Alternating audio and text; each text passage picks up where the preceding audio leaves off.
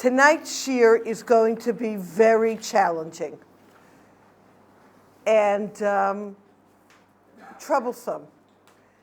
And that's okay, because we don't shy away from challenge and trouble. And it's okay to struggle. And you'll be bothered by it, and I'm not going to solve it, and I'm going to raise it, and we're going to go through it. How does that sound?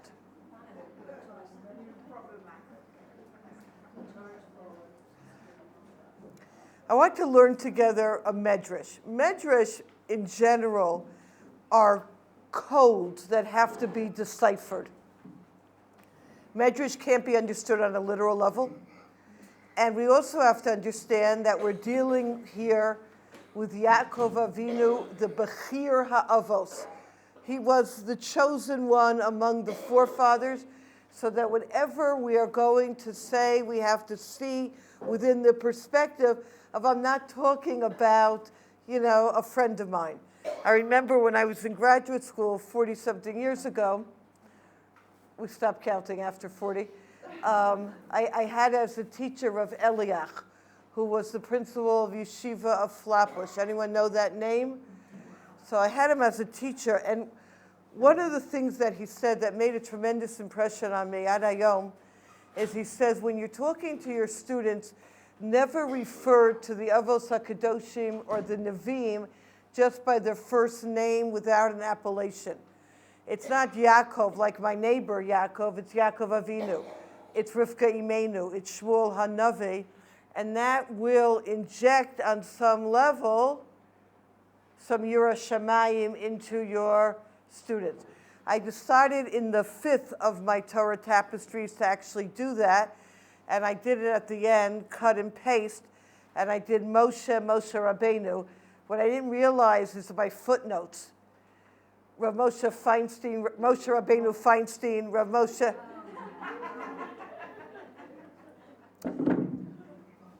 I had my work cut out for me. I created more of a nightmare than I expected, but okay.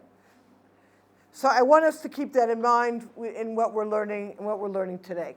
We all know the story. Yaakov Avinu goes toward Haran, and he has a vision of a ladder, where the ladder is placed on earth, the top is in heaven, and he sees angels ascending and descending the ladder. Well-known vision. Here's the Medrash. The Medrash is not in Breshit Rabbah, it's in Vayikra Rabbah, of all places. The Medrash says the following. Rabbi Brechia and Rabbi Chelbo said, and Rabbi Shimon ben Yochai said, named Rabbi Meir. This teaches the Holy One, blessed be He, showed Yaakov, the minister of Bavel, ascending and descending, the minister of Madai ascending and descending, the minister of Greece ascending and descending, and the minister of Edom ascending and descending. There's another medrash, one piece earlier, which I didn't quote, which actually tells us this is the Olim V'Yardim. Why are they going up and then going down? These are the archangels of the different nations that will go up. We call it in our language the rise and fall of a nation. The Medrash talks about how many rungs they went up. Bavet went up 70 rungs, Parasumatai 52 rungs, Yavan 180 rungs. The rungs represent how many years they had dominion over the Jews. In fact, Edom went up and up and up and up, and Yaakov Avinu said, are they ever coming down? And Pasuk in Ovadia, even if they put their nest among the stars, Mishama Ritchanu Hashem, I'm going to bring them down, and don't worry. That's a classic medrash. We're all familiar. Many of us are familiar with this medrash. Here's a second medrash, and it's going to bother you. You ready?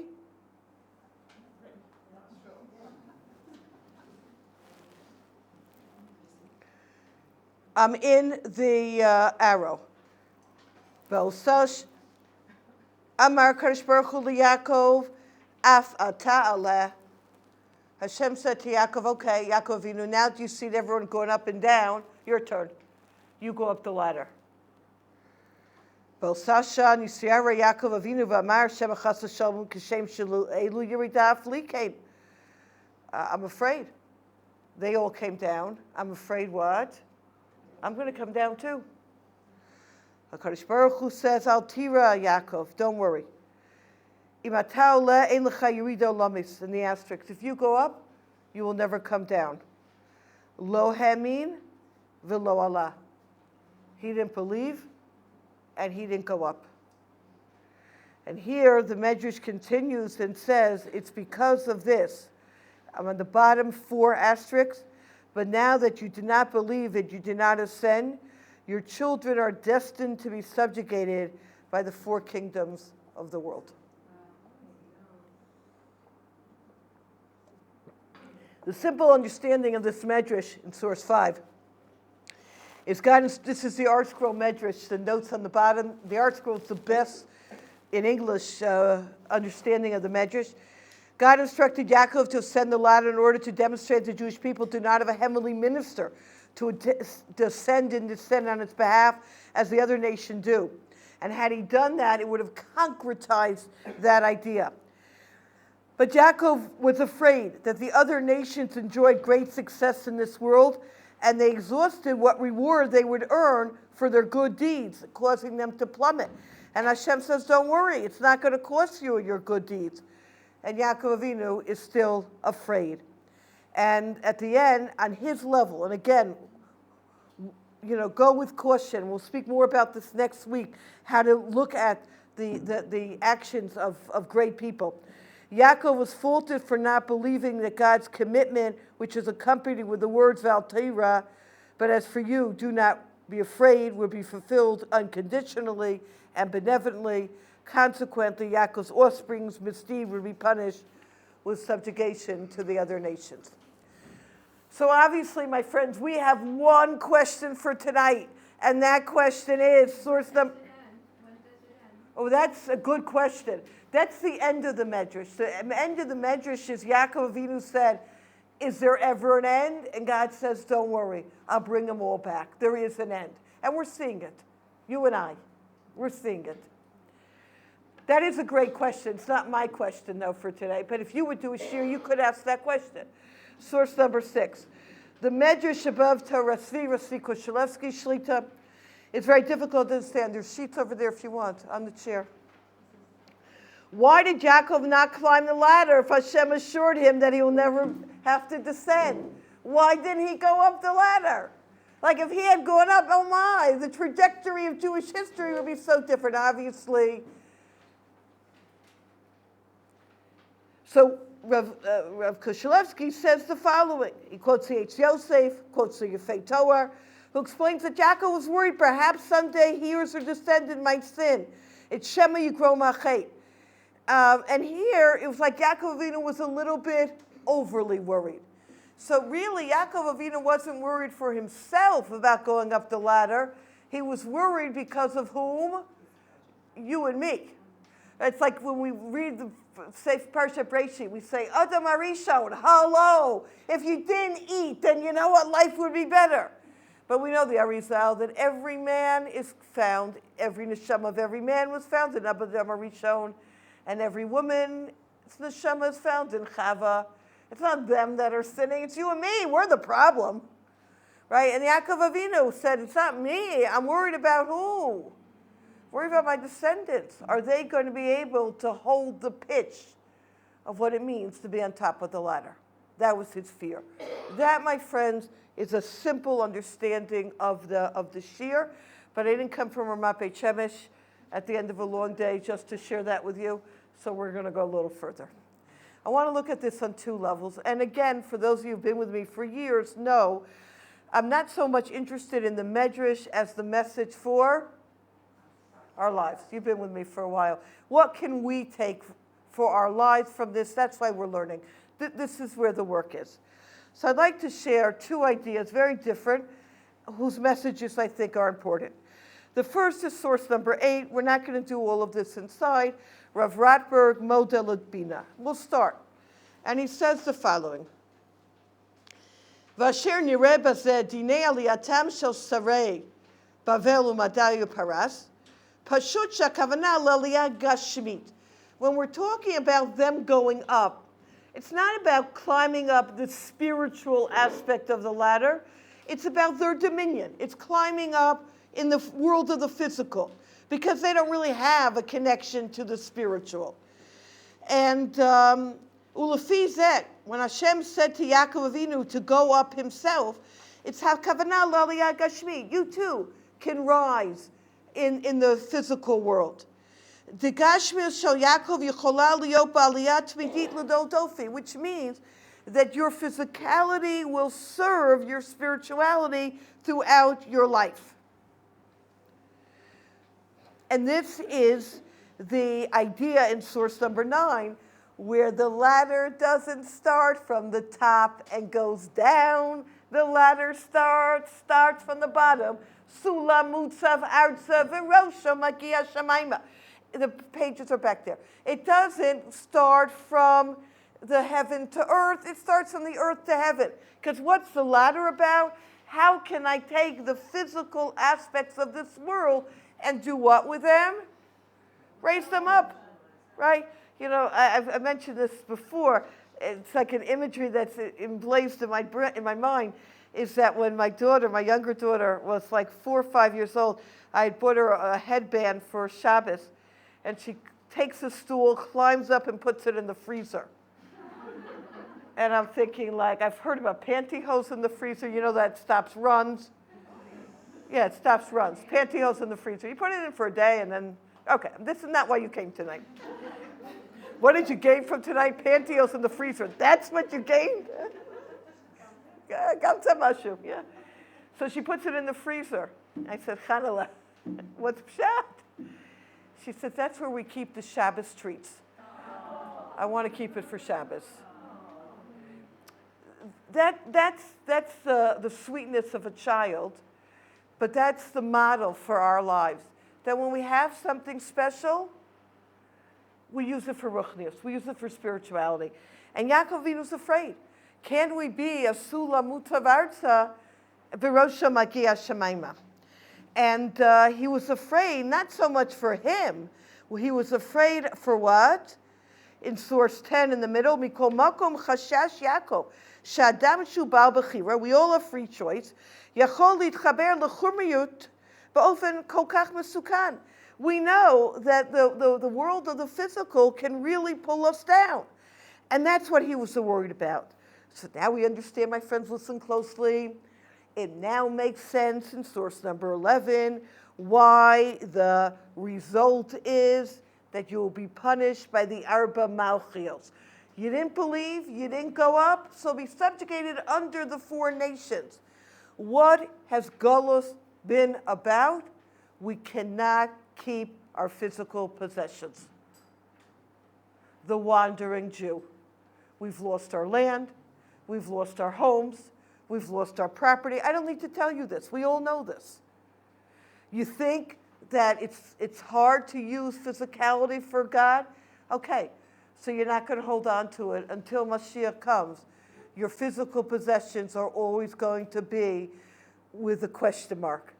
And you know what? Ad Hayom Hazeh, we have people visiting here from outside of, right now, outside of Eretz Yisrael. Who knows what's going to be in America today? Do any of us have a crystal ball? We don't know. I'm not being doomsday here. I'm just being what? Realistic. Thank you. You're all on the same page as me. This was, by the way, the discussion in 12 and 13 between Rivka Imenu and Yitzchak Avinu. Yitzchak Avinu says, I don't want to give Yaakov Avinu the bracha. I don't want to give him Ital Shamayim Mishpanei Aretz. I don't want to give him the physical bracha. It's too dangerous. And Rivka Imenu said what? He can handle it. And he had to go there literally what? Kicking and screaming. If it wasn't his mother taking him there, he wouldn't have been there. You know, I'm doing great. I'm holding. I don't know what I'm holding.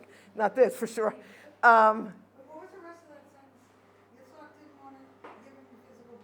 Because he was afraid that it's so hard to live a spiritual life within that physical blessing. People have bounty, and what happens? They forget God.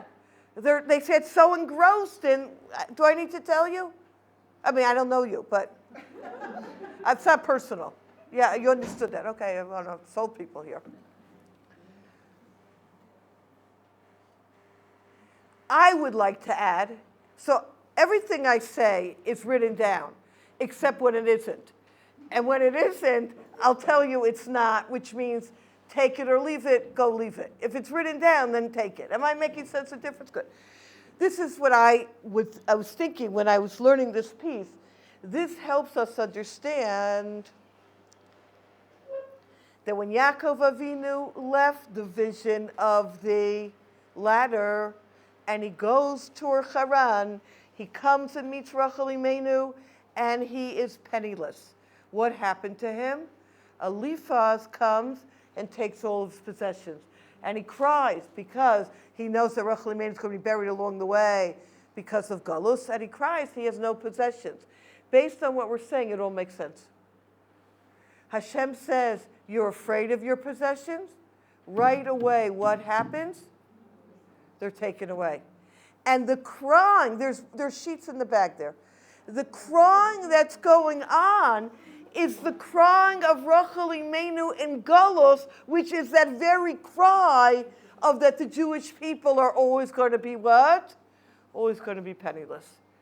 So I think it fits into this rubric that we're speaking about. What's the message for our lives?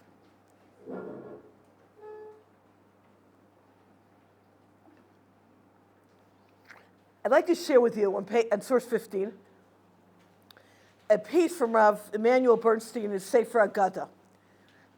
He brings a Rashi in the last pasuk in Matos. You look at this pasuk, you look at this Rashi, and you say, this has no relevancy to my life. And that's the beauty of learning, because what? Everything is relevant. Here it goes. We have Reuven, Gad, and Chatzi Shevet Menashe decide that they want to live where? Transjordan, over the Yarden. And they conquer the land, and they rename the land. Here's the last pasuk in 15 in Matos. And Novach went and conquered Knas and its surrounding areas, and he called it Novach, like his name. Does that really interest you? Not yet. That's the right answer. Rashi says, there's a curious grammatical anomaly. The words, and he called it, Vayikra La, should actually have a dot inside the hey of the word La. It's called a mapik hey. A hey with a mapik is pronounced in a kind of abrupt manner. Rashi comments, it doesn't have a mapik hey. Therefore, in the bracket, the letter has a weak sound, so that it can be expanded to read as no, low. The message is, on the one hand, he called it Novach, but on the other hand, it did not remain with that name.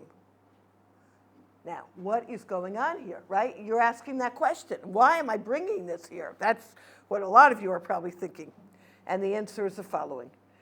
16 squiggly. The verse immediately prior describes a similar event involving Novach's brother, Yair. Yair, the son of Menashe, went and captured the villages and called them Chavos Yair, the villages of Yair. The verse then goes on to describe Novach's renaming his cities after himself. The point of these two verses is to contrast the approach of Novach with that of Yair. Yair came into possession of certain villages and accordingly attached his name to them, the villages of Yair. Thus he preserved his identity as Yair the person with these villages as his acquisitions. Novach, on the other hand, called the cities that he captured after his own name, which meant he was over-investing in his material acquisitions and to a certain degree, here's the key, being defined by what he owned. Hence, these did not stay with him. You want to call yourself Yair, and these are my cities? Great. But you're defining yourself by your cities? That's already what? Too much. And this, my friends, helps us understand The bracha that a couple should be, we give them this bracha, that they should build a bayis ne'eman b'Yisrael. Do any of you ever think of what a bayis ne'eman b'Yisrael means? A faithful house? Who are they being faithful to? Okay, a lot of ideas. In truth, the blessing at the end of 17 is that the house remains faithful to what a house should be, a base from which to live a meaningful Jewish life. Being faithful to that idea means, here's the key, that the house serves it and doesn't develop into an entity which itself needs to be served. What we've been speaking about last time, the horse and the rider, the ice cream, any of you remember last week? Who's in control? And that's why we call a person a balabas, a lay person, the owner of the house, someone who succeeds in truly owning their house and not being owned by it. So idea number one for today is put the headbands in the freezer with the ice cream. You have them together, and that's an easy way to remember it.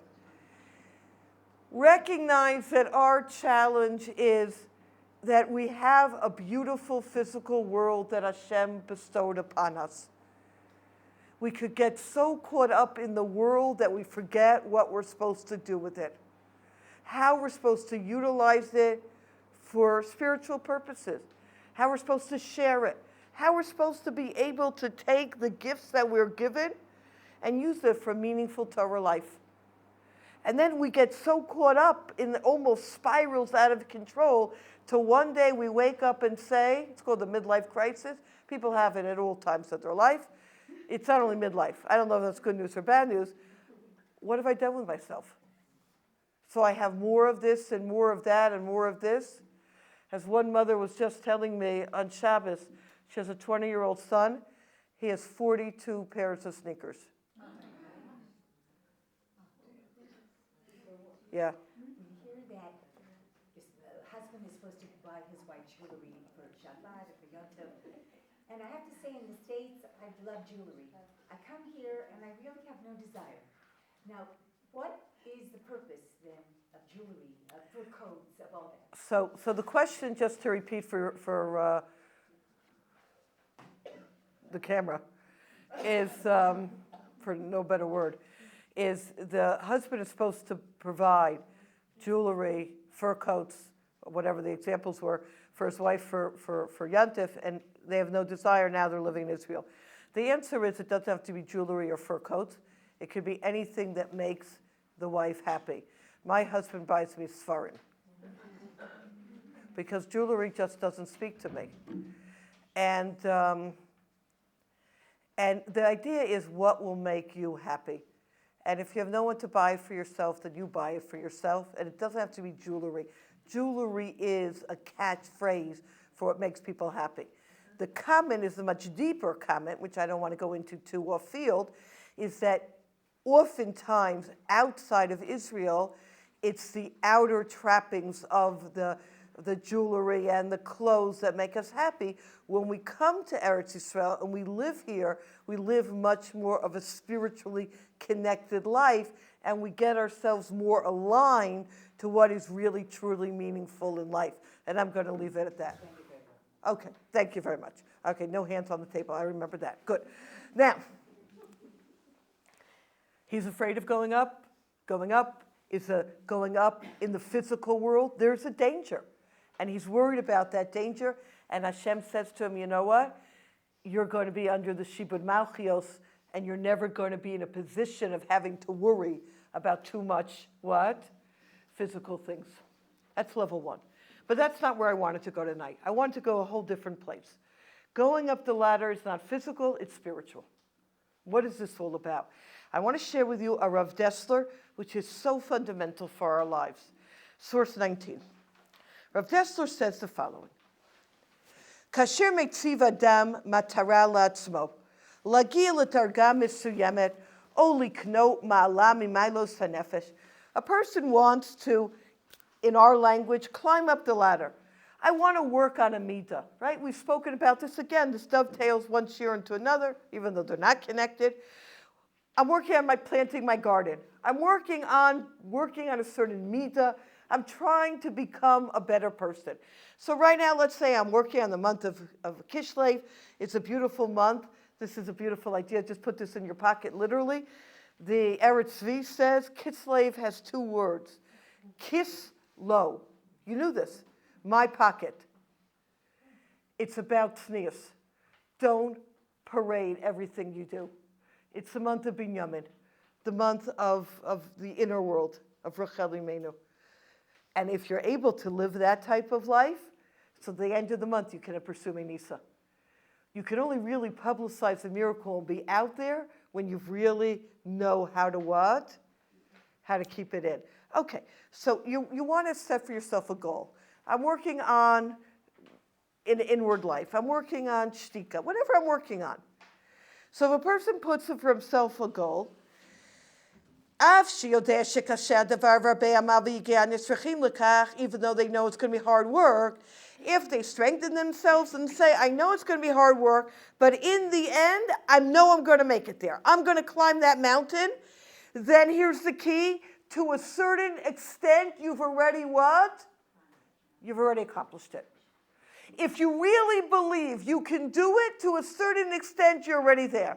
I remember once I was teaching a group of a woman from Torah, not yet religious, and one woman was a marathon runner. She was a professional marathon runner, and she told me this. She said, someone asked me, what do? I run a marathon. She's from Toronto, I remember this. She said to me, if somebody says, oh, that's nice, I know they will what? Never run a marathon. If someone says, wow, I want to run a marathon, that sounds amazing, like, really excited about it, they can do it. They can do it. The way we view something is a reflection of where we are holding with that thing. Listen to the Maharal. I'm in the arrow in 19. Amar lo Kadosh Baruch Hu mata ole in lecha yirida lamit umefaresh Maharal. HaKadosh Baruch Hu says, I want you to climb the spiritual ladder. I want you to reach the greatest heights of connection with me. And in that way, you will have fixed all the problems of galus and will not need to have galus. It's like Adam Arishon could have had a what? He could have walked into Shabbos and that would have been the end. Yaakov Avinu, who is the parallel to Adam Harishon, also had that ability to fix the world. Had Yaakov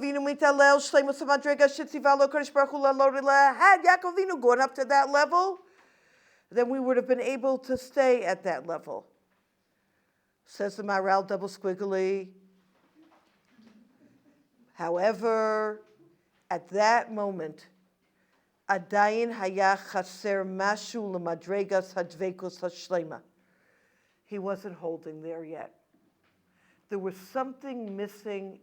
Again, on the level of Yaakov Avinu. Did I say that more than enough times tonight? We can't even imagine what this is about. We can't even begin to talk about it. There was some disconnect. And he says, I can't go up. I'm not holding there yet. The inner part of my neshama just can't get up that ladder. And if he can't envision himself getting up that ladder, it means that he wasn't there yet. It's fascinating, says Rav Dessler, at the end of 19, it was only after he fought with the Sarel Shel Esav. Remember that night they're fighting? Then the pasuk says, Vayavo Yaakov Shalem, he came whole. Somehow the struggle with the negative forces enables us to reach levels that we can't reach on our own. Put this into English. Challenges in our lives are not meant to defeat us. They're meant to be able to develop us. Isn't that easier said than done? Yeah, I'm on the same page as you. At the same time, how we view things makes a dramatic effect on us. Vayhi erev, vayhi boker. After every erev, there's a boker. After every night, there's daytime. And that's what a Jew believes. And we know the darkest time of the night is when what? Right before dawn. Now, with this, let's move into my life. I'll get back to Yaakov Avinu, but I want to move into my life. And that's source 20. Says Rav Dessler, and I want us to take this with us for life. He says,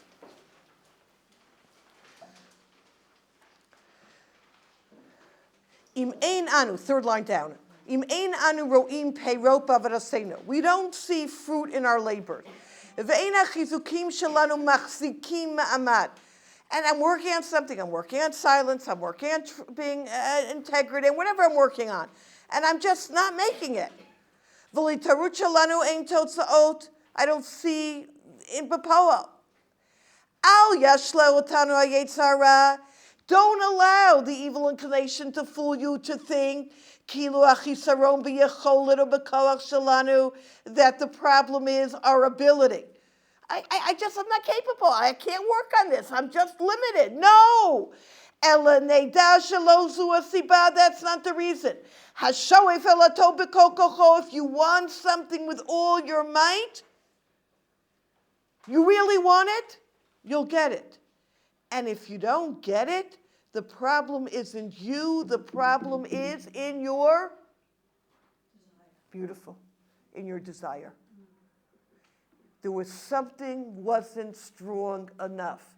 You had a lackadaisical, if I get it, I get it, I don't. And this is what I want to talk about tonight, my friends, Amir Hashem. Now we've begun the Shira. Good evening, welcome. Nice to have you join me. As Rav Freifeld speaks about, a person is born in 21, he grows up, he encounters different situations, that was a Freudian slip, and experiences. He develops a relationship with life, creates a personal world for himself, and he wonders, what's the purpose of it all? What's he meant to be doing? And the answer is, the asterisk, the Almighty made us different because he wants each human being to engage the world as an artist, a sculptor, whose mission is to use his particular skills to mold his particular raw materials into a living work of art. We're all artisans. And we're meant to create who? Ourselves.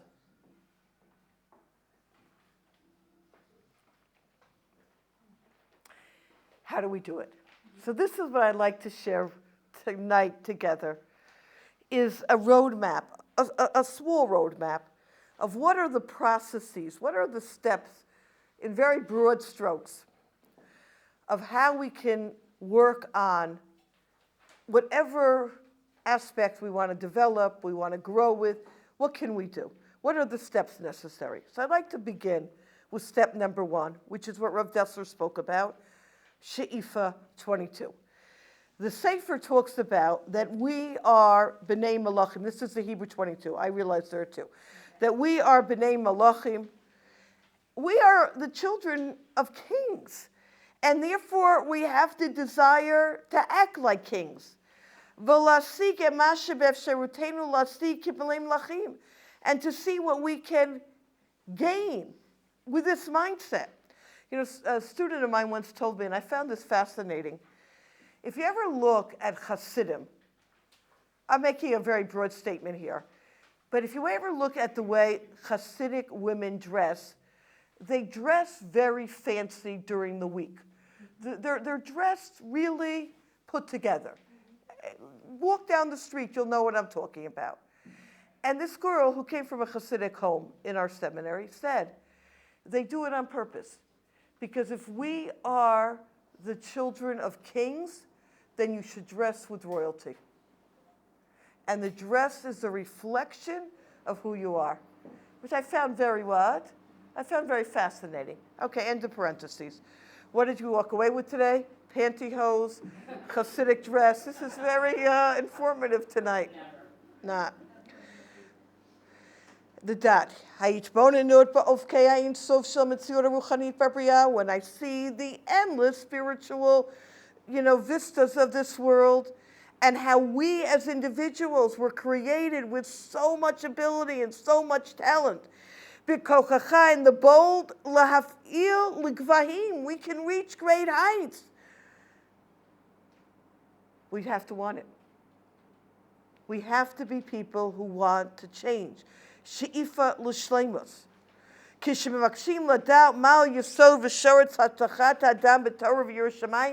want to know what the secret ingredient is to growth? It's she'ifa. They tell a famous Meister of Chaim Shmulevitz, who was of Mir. Yeah, you have a question? She'ifa means ambition, desire, passion. Give me a better word. Say it. To inhale? Nishima. Yeah, this is desiring, ambition, focus, passion. I like that word, wherever that came from. Thank you. They tell the story of Chaim Shmulevitz. When he was a bacher, he went to his uncle's yeshiva, and he asked him, different, this is like a typical bacher yeshiva question. Who is the smartest boy here? So his uncle pointed to a certain boy. Who has the greatest sharpness, in learning? Pointed to a different boy. Who has the best memory? Pointed to another boy. And he was asking him all these questions. And he said, okay, this is a cherry on top of the cake. Who is the best boy here? And he pointed to a boy that wasn't in any of the above. He said, hold on a second. He's not the smartest, not the brightest, he's not. What does he have? One thing. Desire to learn. And that boy became the Stipler Gaon, who was, one of our Gedolim in the past generation. Because desire trumps, not Trump. Let's make sure we understood that. Trumps. Desire trumps everything. When a person has that perseverance, no matter what, I am going to climb that ladder, they will have the ability to climb that ladder. But we have to dream. We have to have a vision. They tell also a famous story in 24 of the Panovitcher Rebbe Rav, who started, on the bottom right, don't go anywhere, who started the Panovitch Yeshiva. When he laid the foundation of the Panovitch Yeshiva, there was maybe a handful of boys learning in Israel at that time.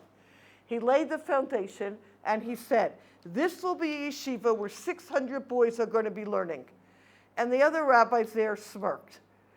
600 boys learning? If we can get a minion learning, it will be what? And Rav Chaskel Abramsky, that's from England, said to him in Yiddish, I'm doing the English, Rebbe, you're dreaming. And the Panovitcher Rebbe, again in Yiddish translating, says, you're right.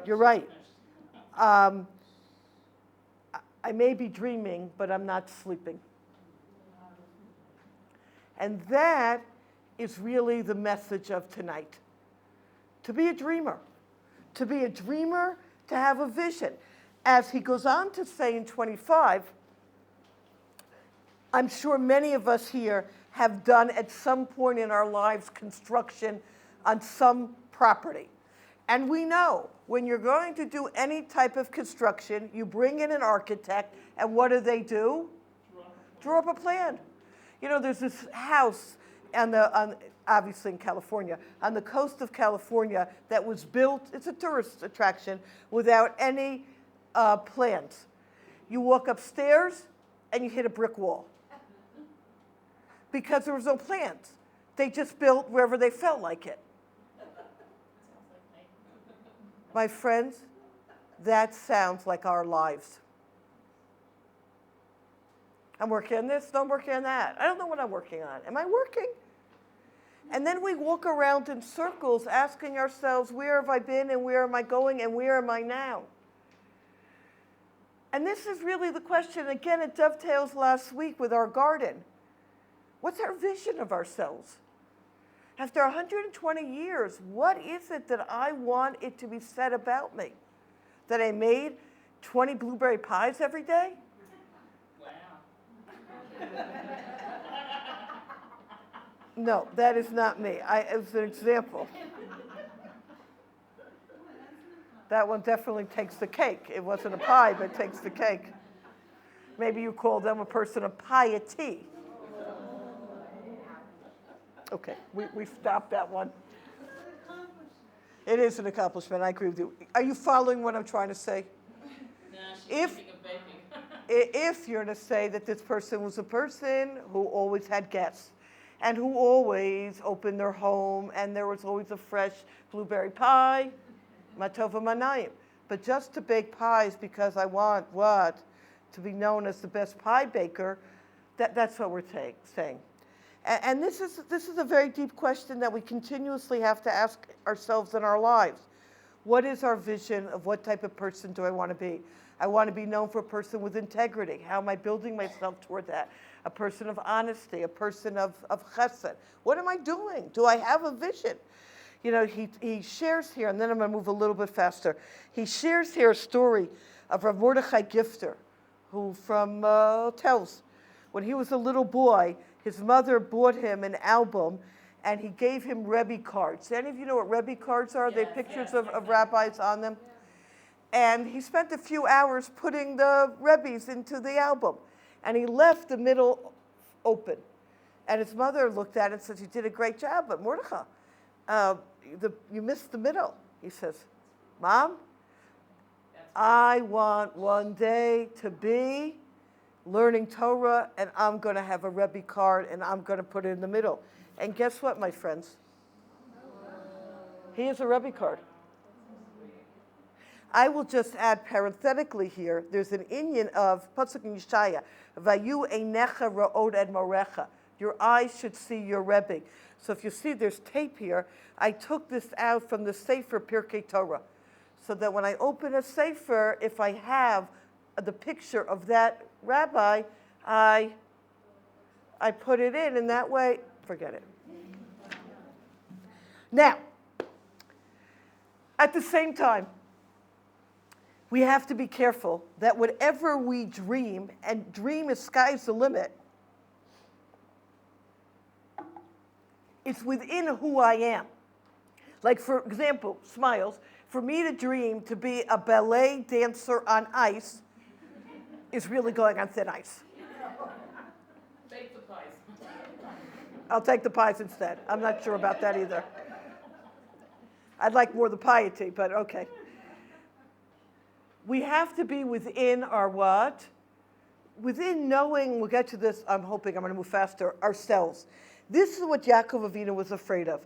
He was afraid of if he's moving into a place beyond himself, he's going to crash. So it's okay to fall within working on yourself. But if you're trying for something that is not within even the purview of self, then the crash could be very what? Devastating, exactly. And this says, the Birkas Mordechai in 27, Ta'abakach in the arrow, Shelo Heimin B'kochotav. He made a mistake again on Yaakov Avinu's level of not knowing who he was, not realizing that going up that spiritual ladder was within his purview. And therefore, we are under the Shibud Malchios, whose teva, whose nature is going to rule us, because he didn't realize the nature of what a Jew has. And that is something that I want to underscore here, that a person in 28 has a lot more inside of them than meets the eye. There's a very interesting Rambam I'm going to do outside in 29, where the Rambam in Hilchos Tshuva says a person can become as great as Moshe Rabbeinu. And the question that the Mefarshim ask on the Rambam is, really, you can become as great as Moshe Rabbeinu? Isn't there a limit of how you were created? Like, this is who I am. And the Rambam in Shmona Prakim, I want us to listen to this with open ears, double squiggly. The Rambam there writes, Ki kol agbalot b'tchunot hanefesh adam nolad bahem, all the limitations in how I am wired, it's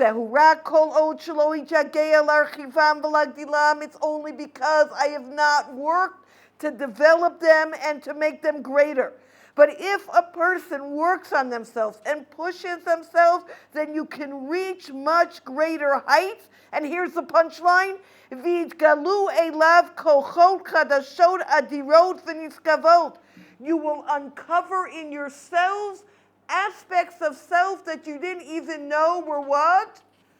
Existed. And we know this, my friends. How many times do we say, this is not for me. I can't do this. This is beyond me. Did you try? No, I know myself. But I have something little scary to share with you, if it hasn't been scary enough today.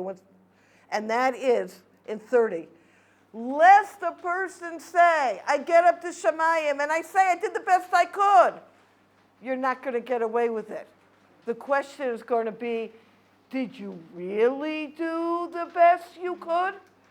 Did you take the opportunities given to you to find out about deeper parts of self, other parts of your personality, or were you just stagnant your entire life? Question. Yes, was Yaakov's mistake more that he didn't feel worthy or that his children? Both. It's a little bit of both, yeah. This idea in 32 and 30 through 34 is such, it will start in 32, a beautiful idea connected to Hanukkah being Rosh Chodesh today. Listen to Rav Pinkus Zatzal. Halekach otau aleinu lamo mineis Hanukkah. The lesson, one major lesson learned from Hanukkah is Ki madam rotzeh b'chol moldo b'kocho legaresh et hachoshech. We have the ability to dispel darkness. Now, what is this darkness in this world? There's a lot. Akishnit bonein benaseh b'tochenu nidmeh ki hachoshech hagadol biyoter hi machshevet hakatnut. I'll translate in a minute. Hadavar mafchid biyoter yishadam machshiv et atzmo katan she'em kocho lastig ma'alot v'tapes dargos kvahos. You know what the greatest darkness is? We limit ourselves.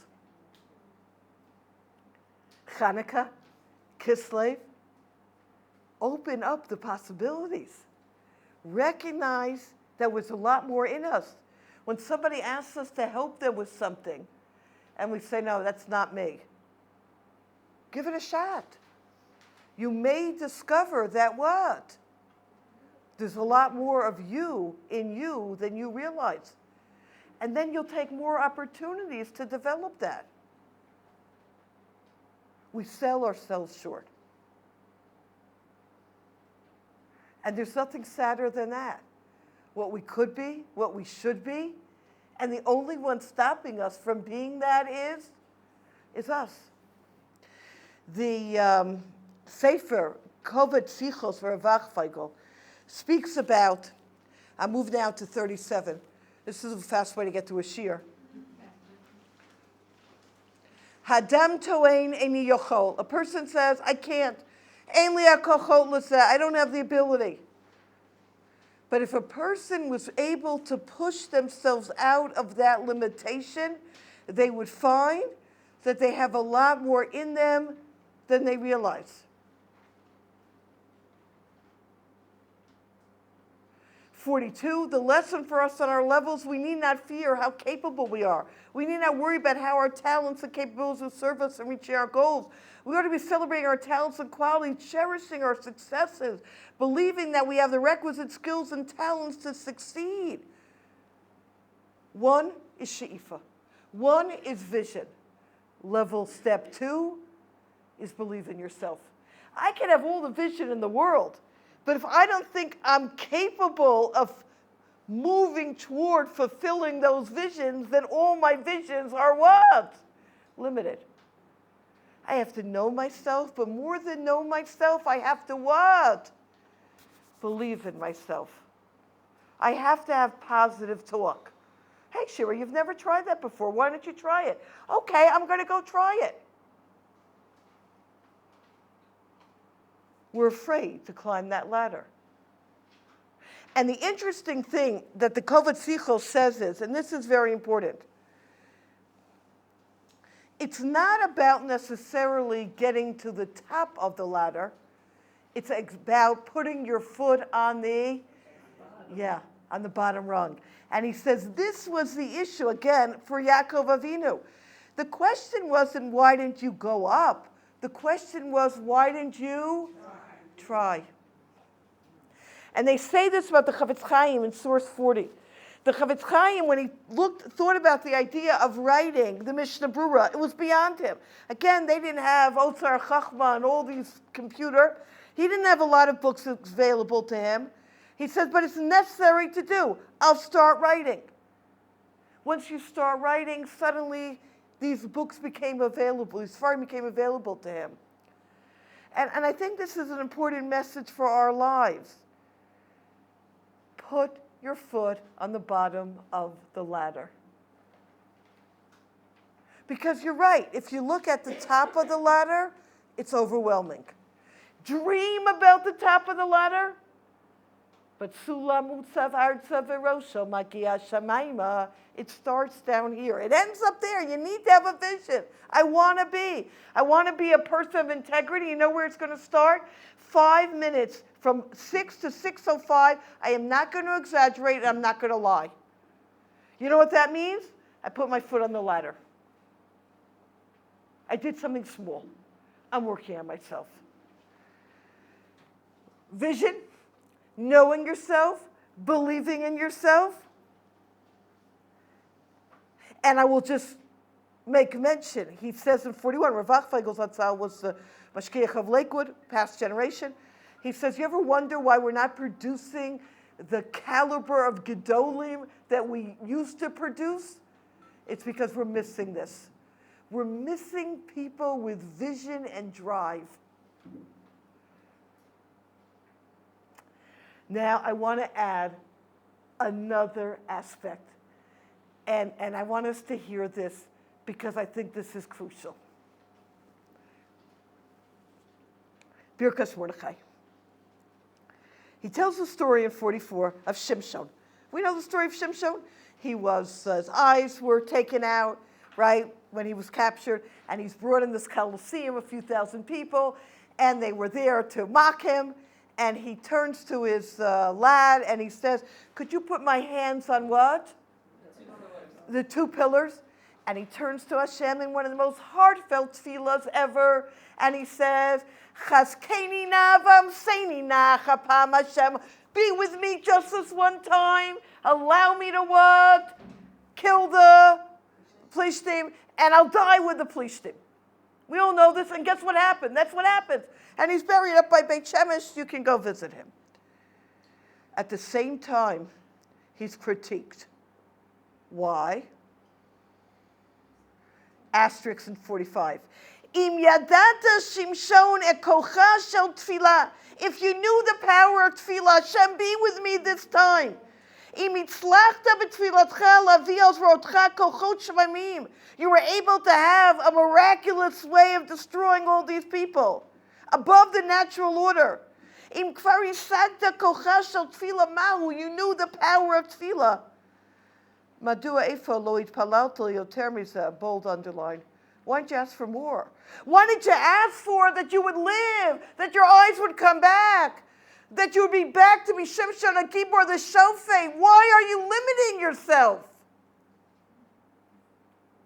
And this is what we need to understand. Not only do we have to believe in ourselves, we have to believe that we're not doing this what? Solo. That we have to bring the Ribbono Shel Olam into the picture. Whatever we are trying to accomplish, we have to daven. And you know what? Harachev picha v'malehu. Open your mouth wide and I'll fill it. We limit ourselves in our davening. We ask for small things. Sky's the limit. And this, he says, is both the issue with Shimshon and Yaakov Avinu. They limited themselves. They didn't realize the endless possibilities that are found. Let me just finish and I'll take the question here. This, my friends, is the imagery for our lives in 49. Says the Siftei Dat, quoting the Sfas Emes, we are this ladder. And our job, 3 lines from the bottom of 49, had tikkun mushlam shel adam hi haga'a l'mamrei hasulam. Our job is to climb the ladder, to reach the highest levels of self. And on this ladder, the angels of God are going up and down.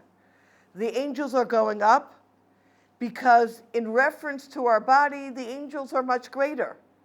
Yordim, but they're going down in 50. Came lamata b'maylo b'chashivus ma'adam b'yachas rucho v'nishmato. But angels can't compare to us in our spiritual power. We are the ladder. The angels are going up, it's our physical aspect. The angels are coming down, it's our spiritual aspect. And we have to understand, my friends, that the Chumash describes it as sulam mutzav arza, not nitzav, was standing, but mutzav is now continuously standing. It's that vision we have to have of ourselves. I'm the ladder. There are angels that are higher than me. Those are the angels that are connected to my physical parts. The angels that are lesser than me are going down are my spiritual parts. Do you know what that means? I'm godly. Do you know what that means? I can accomplish so much. But I have to have a vision. I have to believe in myself. And I have to bring Hashem into the picture. Hashem, help me. And when you have that understanding, so then life takes on a whole different vantage point. And I did something, which if you've been with me over the years, no, I never do. I left the bottom of the page blank. And I did it on purpose. Anyone want to tell me why? A, for you to write. Good. I had something a little bit different in mind. I meant for us to write our becoming. That's it. It's blank. That's it. It's endless. Sky's the limit. What did you say? That's it. It is a tabula rasa. We are a tabula rasa at any age and stage in our lives. There's so much you can do here. There's so much potential. We're an artist. And I want us to come out tonight empowered. Like, I can change the world. I don't even use a quarter of a 10% of who I am. Ask me. I'll do it. Let me. Yes. Just thinking by Yaakov, the end of his life, I think he finally realized it. He stops, and Rashi says when he says Yes. he's thinking of Shimshon. Right. So the two bring We're it together. Right. What is he saying? Yeshua, everything is from Hashem. That's it. That's it. That's it. That's it. Everything is in God. My friends, I wish us a good Chodesh, and I wish us success in climbing this ladder and becoming who Hashem envisions us to be. Exactly.